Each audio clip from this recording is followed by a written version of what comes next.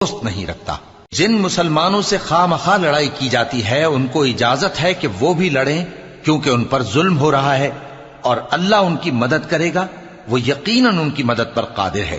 یہ وہ لوگ ہیں کہ اپنے گھروں سے ناحق نکال دیے گئے، انہوں نے کچھ قصور نہیں کیا، ہاں یہ کہتے ہیں کہ ہمارا پروردگار اللہ ہے۔ اور اگر اللہ لوگوں کو ایک دوسرے سے نہ ہٹاتا رہتا تو خانقاہیں اور گرجے اور یہودیوں کے عبادت خانے اور مسلمانوں کی مسجدیں جن میں اللہ کا کثرت سے ذکر کیا جاتا ہے گرائی جا چکی ہوتی۔